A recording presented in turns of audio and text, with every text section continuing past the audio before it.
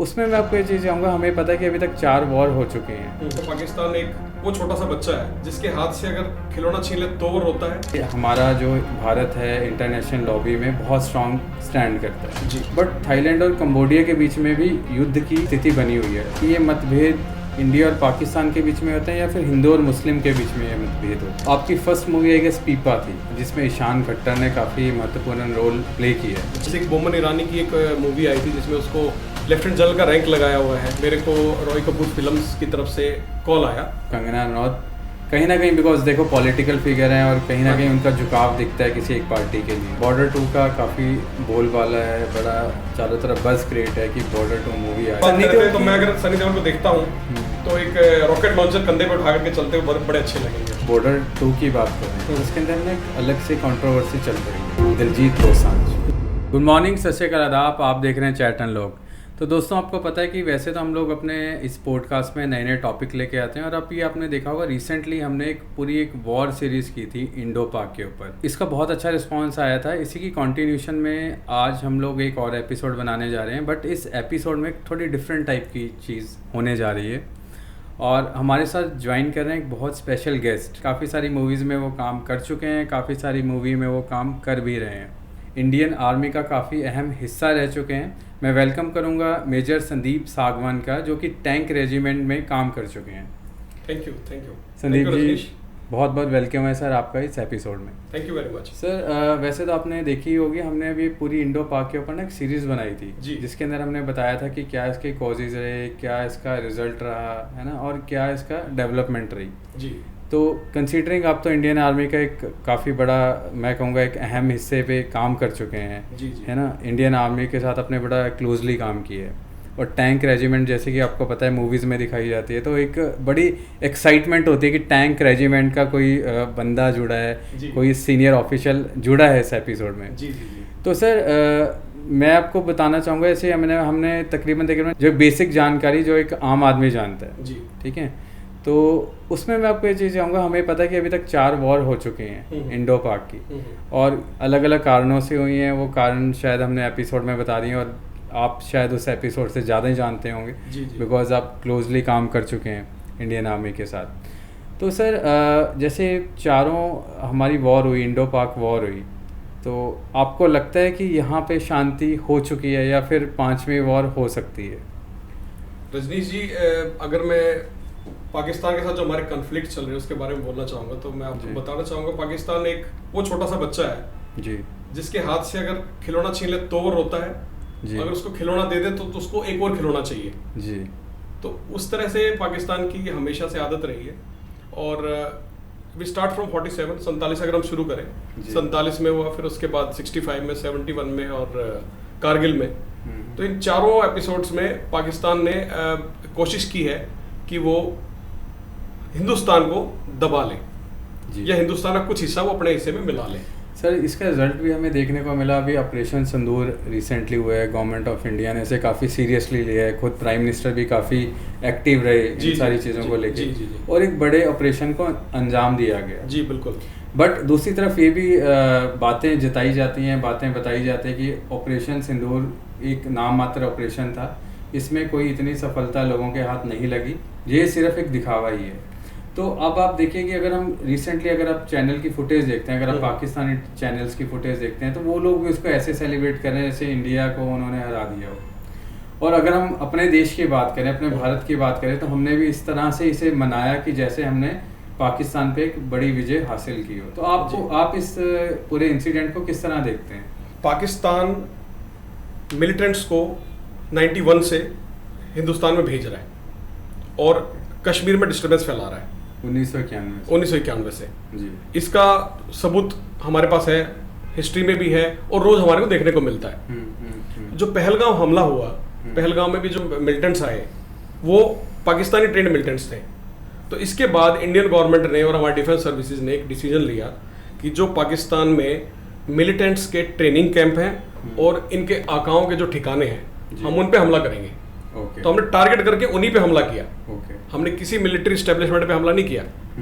तो एक तरीके से ये हमारा लड़ाई वाला सीन नहीं था, ये सिर्फ आप मेरे घर में आकर के मेरे को मारोगे तो उसका जवाब दूंगा। हमने सिर्फ वो जवाब दिया है।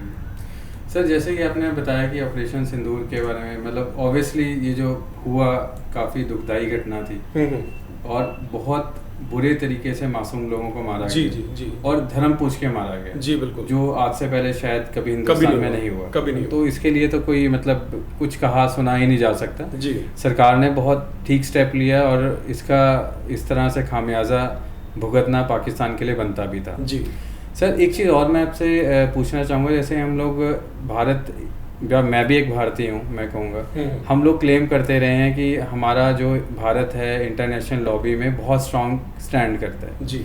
बट ऑपरेशन सिंदूर के बाद आप देखिए कहीं ना कहीं चीज़ें बहुत क्लियर हुई। जो जिन्हें हम लोग अपना दोस्त समझते थे उनका असली रंग दिखा और काफ़ी सारे देश पाकिस्तान के साथ खुल के समर्थन में हैं। तो ये आप पूरा जो सिनेरियो बना, जो मतलब आप कहिए कि देश दो भागों में बंटे, पाकिस्तान को लेके इंडिया को लेके, जबकि हम लोग एक्सपेक्ट कर रहे थे कि पूरे विश्व की लॉबी भारत को सपोर्ट करेगी, हमें सपोर्ट करेगी, बट ऐसा हुआ कुछ नहीं, है ना। ये रजनीश जी, ये हमने परसेप्शन बना लिया है। बहुत से लोगों ने इसको परसीव किया, बहुत सारे उस टाइम चैनल्स चल रहे थे जो इस चीज़ को सपोर्ट कर रहे थे कि इंडिया को कोई सपोर्ट नहीं मिली। हमें हमारी कार्रवाई करने के लिए किसी की सपोर्ट नहीं चाहिए थी। पाकिस्तान ने हमारे मिलिट्री एस्टेब्लिशमेंट्स पे हमला किया तो हमने उनके 11 ठिकाने जो वो थे जिसके अंदर उनके मेन एयरफोर्स के बेस थे वो ख़त्म कर दिए हमने। जिसका रिजल्ट ये रहा कि उसकी सपोर्ट की अगर हम बात करें, जो आप कह रहे हैं उनकी सपोर्ट में काफ़ी नेशन आए, उसकी सपोर्ट में नेशन चाइना ने उसको इक्विपमेंट दिया था। चाइना ने तो इक्विपमेंट बना के बेचना है, हमारे पास भी सप्लाई करता है, अगर हम खरीदना चाहेंगे हमें भी मिल जाएगा। टर्की ने भी अपने इक्विपमेंट बना करके उनको दे दिए, जो उनके पास कामिकाजे ड्रोन्स थे या दूसरे ड्रोन्स उन्होंने यूज़ किए हैं वो उन्होंने टर्की से लिए। अब किसी नेशन के पास नहीं है तो बाहर से लेगा, हमारे पास खुद के थे, हमने सब खुद के बनाए यूज़ किए। तो इसमें आप सपोर्ट कह लो या इसमें कह लो कि एक सोशल मीडिया के ऊपर फैलाया हुआ ये भ्रम है। कह सकते हैं कि भारत पूरी तरह से सक्षम है, भारत सक्षम है और भारत को किसी की सपोर्ट की जरूरत नहीं है। आज की अगर हम बात करें, आज वो भारत है जहाँ किसी की सपोर्ट की हमें रिक्वायरमेंट नहीं है। आज वो नेशन नहीं है कि जब हम एक PL 486 से गेहूँ आती है जी, जिसको मांगने के लिए हम अमेरिका के पास गए थे क्योंकि हमारे पास उस टाइम खाने के लिए अनाज नहीं होता था जी। आज की डेट में हम दूसरों को दे सकते हैं, हमें किसी की कोई ज़रूरत नहीं है। एक चीज़ और मैं आपसे पूछना चाहूँगा, जैसे कि अभी रिसेंटली आपने देखा होगा कि थाईलैंड का इंसिडेंट सामने आया। थाईलैंड की अगर हम बात करते हैं तो एकदम से एक टूरिस्ट डेस्टिनेशन का सीन सामने आ जाता है ना, बड़ा कूल, बड़ा नाइस प्लेस सामने आता है। बट थाईलैंड और कंबोडिया के बीच में भी युद्ध की जो है स्थिति बनी हुई है, इवन युद्ध हुआ भी है कुछ स्तर पे। जी जी जी। तो क्या लगता है कि आपको लोगों में पेशेंस की कमी हो गई है या फिर जो फॉरेन पॉलिसीज़ हैं वो कहीं ना कहीं वीक है, या फिर लोगों के पास इतना शक्ति आ गई है कि उसका शक्ति प्रदर्शन करना शुरू हो गए हैं सभी देश? रजनीश जी, ये सारा डिपेंड करता है टॉप लीडर कौन है। ओके। आज की डेट में अगर हम बात करें कि टॉप लीडर इजराइल में नेतन्याहू है जी, और रशिया में पुतिन है, तो ये सारा टॉप लीडर के ऊपर डिपेंड करता है। हमारे लीडर हैं आज की डेट में मोदी जी, तो ये टॉप लीडर पे डिपेंड करता है। अगर मोदी जी चाहते तो इसको और फर्दर एक्सटेंड कर सकते थे, हमारी वॉर भी लंबी चल सकती थी पाकिस्तान के साथ, क्योंकि पाकिस्तान तो लड़ने के लिए तैयार बैठा हुआ है जी। इसी तरह टॉप लीडर के ऊपर डिपेंड करता है कि टॉप लीडर उस टाइम क्या चाहता है उस कंट्री के लिए, ये सारा उसके ऊपर डिपेंड करता है। और ये छोटी मोटी स्कर्मिशेस चलती रहती है, निकल के आती है। जैसे भारत इतना मजबूत देश है, भारत इतना शक्तिशाली देश है, ये सारी दुनिया भी शायद कहीं ना कहीं जानती है। बट पाकिस्तान कहीं ना कहीं गलती करके भी अपनी गलती नहीं मानता और कहीं ना कहीं डरता नहीं है भारत से।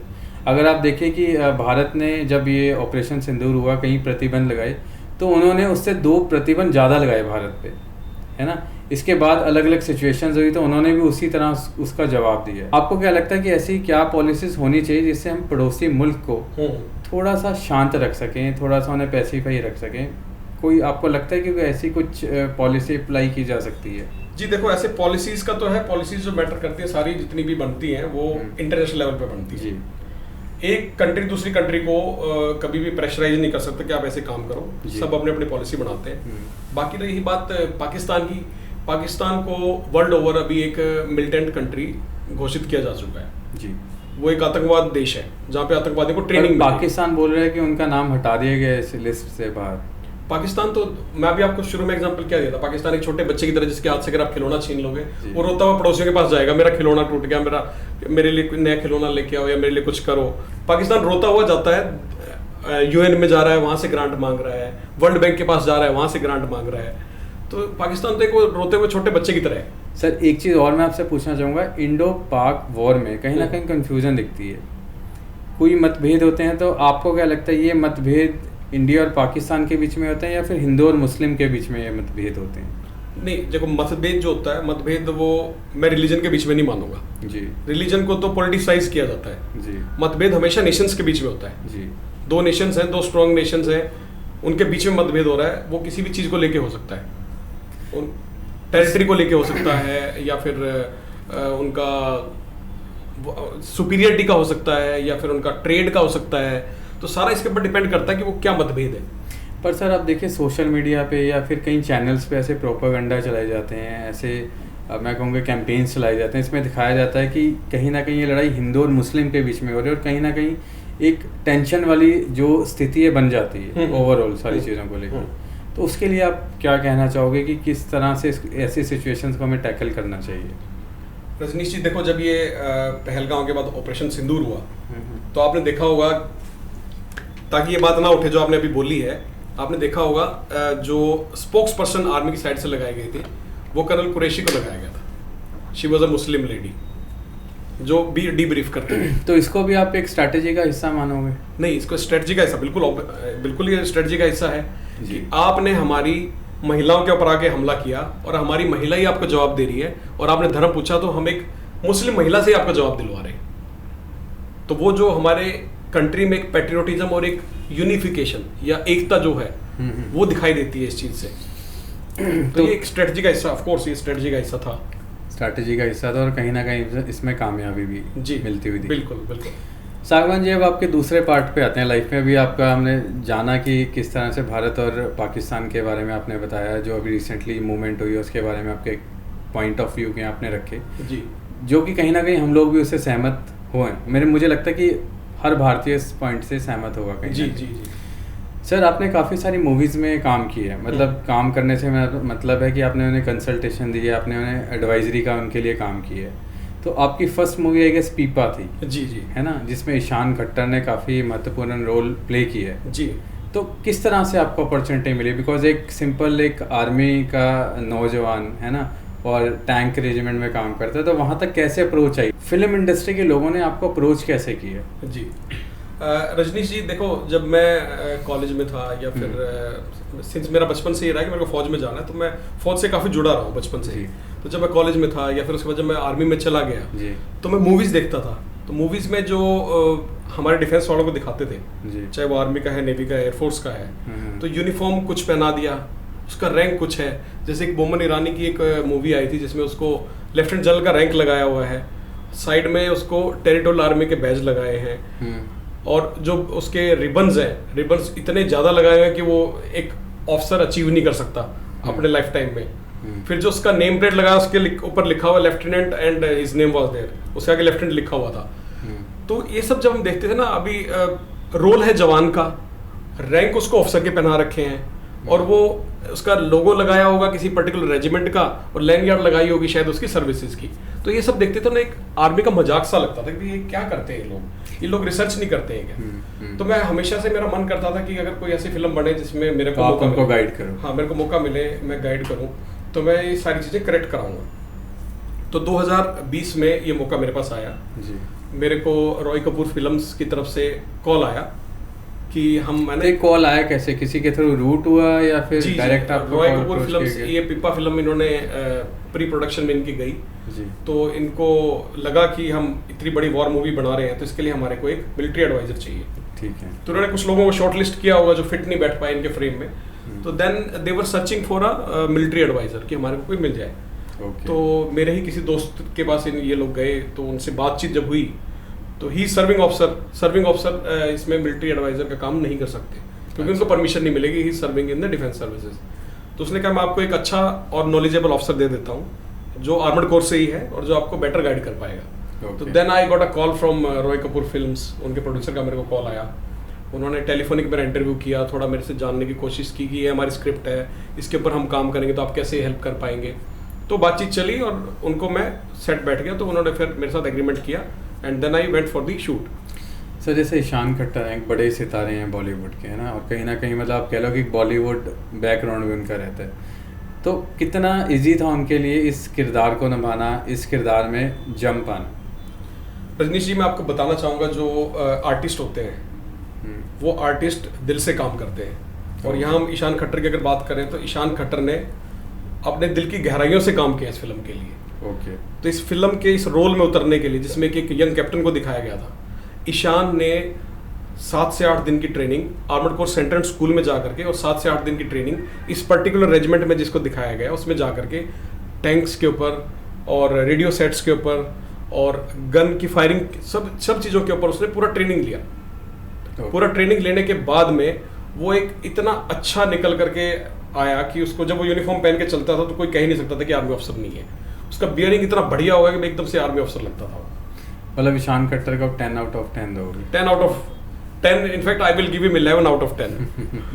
सो ही सच अ गुड एक्टर। और उन्होंने बड़े अच्छे से काम किया। और ड्यूरिंग मूवी, जब हम मूवी में शूट कर रहे थे तो कहीं पे एक स्क्रिप्ट लिखा हुआ है, लेकिन स्क्रिप्ट में जैसे कुछ मॉडिफिकेशन चाहिए या कोई डायलॉग डिलीवरी करना है आर्मी के हिसाब से, तो मैं उनको जो बताता था वो बड़े अच्छे से उसको एब्जॉर्ब करते थे और बड़े अच्छे से उसको फिर एक्ट करते थे। सर जैसे अखनूर में आपने 2 रियल टाइम ऑपरेशंस किए, मतलब आप खुद वहाँ पे प्रेजेंट थे, आपने देखा कि किस तरह से जो चीज़ें हैं प्लान की जाती है, किस तरह से उसको अंजाम दिया जाता है, है ना। और खबरों में ये भी पढ़ा गया कि 3 जो खूंखार मिलिटेंट थे उनको मौत के घाट भी उतारा गया। जी, है ना। एक तो वो था, मैं रियल टाइम इंसिडेंट देखा जो कि किसी मूवी से कम नहीं होगा, मतलब कोई सोच भी नहीं सकता, मतलब है ना, और कोई देखना भी नहीं चाहेगा इस तरह की चीज़, है ना। बिल्कुल।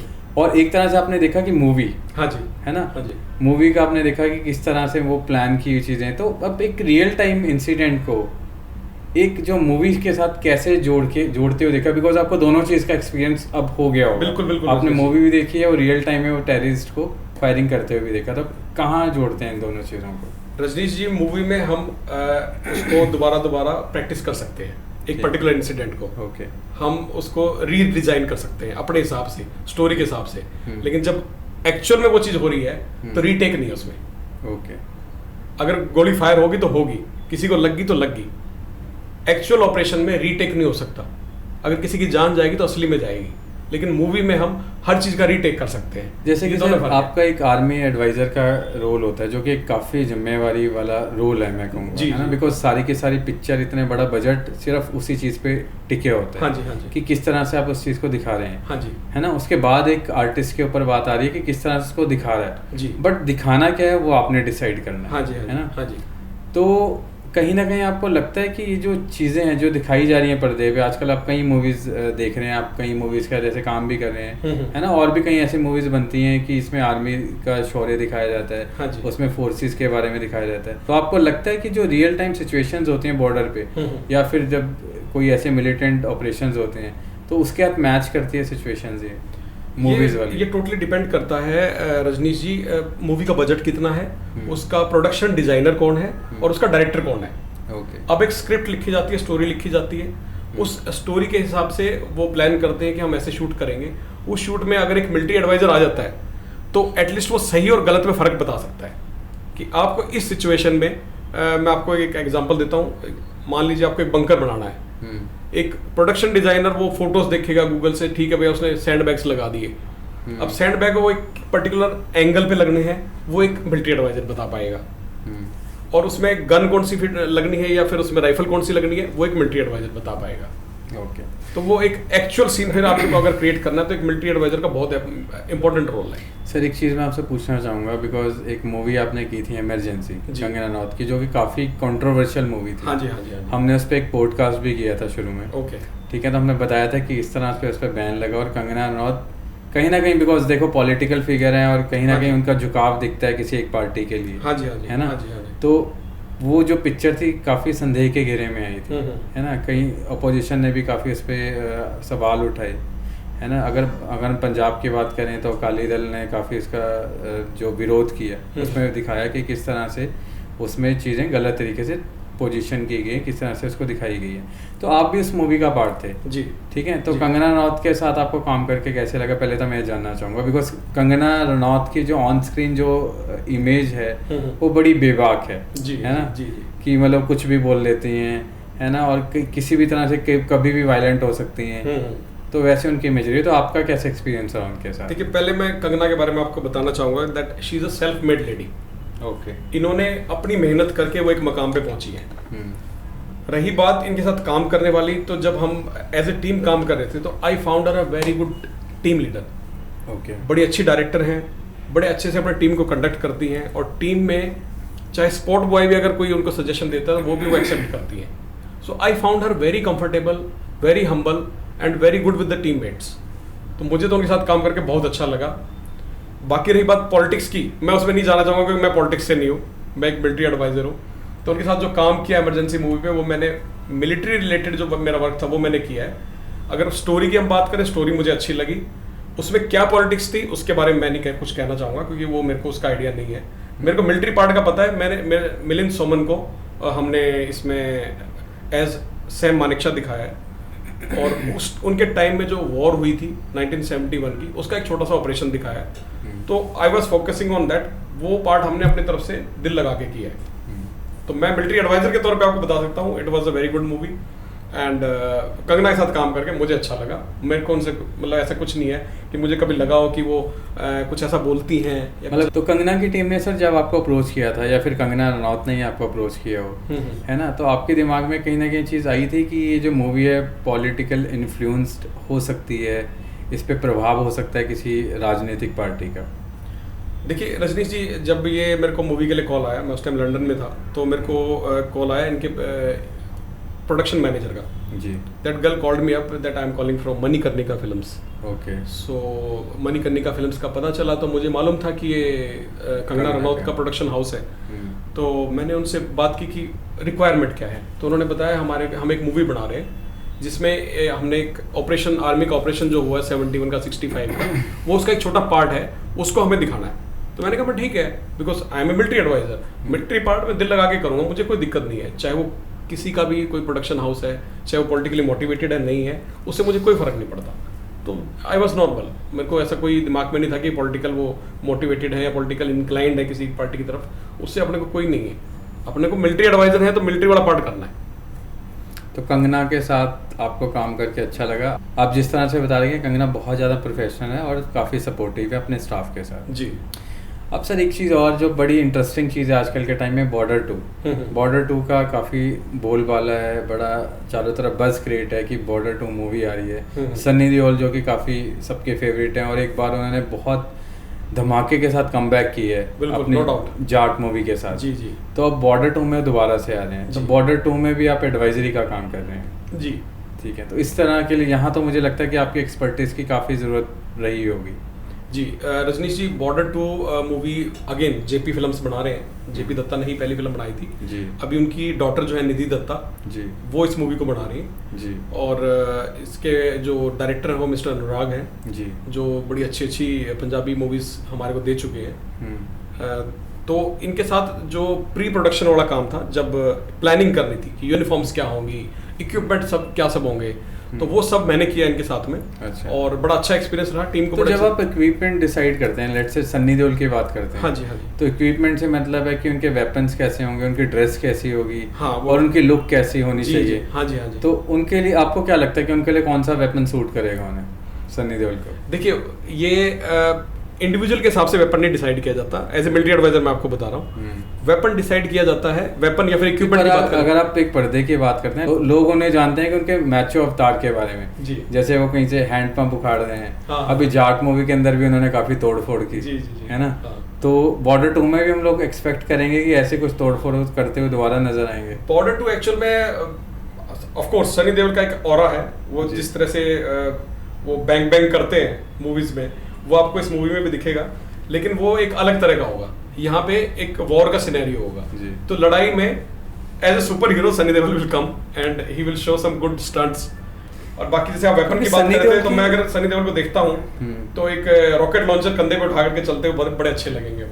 अगर आप सनी देओल की बात करते हैं, है ना, और उनके सामने 50 आदमी खड़े हुए हैं, तो एक नॉर्मल इंसान से आप सिंपली उसको बोलेंगे 50 आदमी से मार खाएगा ये, है ना, ऑफ कोर्स 50 की जरूरत भी नहीं। पर अगर सनी देओल होंगे और 50 के वहाँ पे 500 लोग भी खड़े होंगे जी, तो आप ये एक्सपेक्टेशन आपके माइंड में सेट है कि सनी देओल है तो 500 आदमियों पे भारी पड़ सकता है। बिल्कुल बिल्कुल। तो जब ये प्रेशर आपके माइंड में था कि आप ये मूवी कर रहे थे, उनको वेपन, उनके लुक्स और उनकी ऑब्वियसली मिलिट्री यूनिफॉर्म जैसे बता रहे, तो ये बहुत बड़ा प्रेशर आ होगा आपके सिर पे, बिकॉज सनी देओल अपने आप में एक बहुत बड़े कलाकार हैं जी, और उनके इमेज भी टोटली उसी टाइप के जिस टाइप की मूवी है, हाँ जी, है ना, तो उसके साथ प्ले करना, उसको बहुत बड़ा दिखाना, क्योंकि अभी सनी देओल ने जैसे मैंने बताया जाट मूवी की है, बहुत बड़ी हिट रही है उनकी, और उसमें बड़ी उनकी माचो इमेज सामने आई है, तो बॉर्डर 2 कहीं ना कहीं एक उससे नेक्स्ट लेवल चाहिए होगी मूवी, ऑफ कोर्स, है ना। सनी देओल के भी काफ़ी एक्सपेक्टेशन होगी, बिकॉज सुनने में आया था कि ये मूवी उनके काफ़ी क्लोज है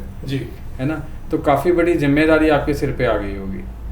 देखिए रजनीश जी, जिम्मेदारी का ऐसे है, मेरा काम है as a military adviser script के हिसाब से उनको बताना कि ये इक्विपमेंट रिक्वायर्ड होगा, और उस पर्टिकुलर एरा में जिसमें वो शूट कर रहे हैं, अगर मान लो आज की डेट में कोई 65 वॉर को शूट करना चाहेगा तो उस टाइम इक्विपमेंट अलग थे, और कोई अगर कारगिल को शूट करना चाहेगा उस टाइम इक्विपमेंट्स डिफरेंट है, और ऑफ सिंदूर में तो ऑफ कोर्स सारे मॉडर्न इक्विपमेंट्स हैं।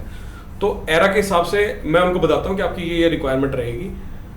उनकी जो टीम होती है वो भी काम करती है, वो भी रिसर्च करते हैं, रिसर्च करके और वो मेरे सामने प्रेजेंट करते हैं कि हम ये दिखाना चाहते हैं।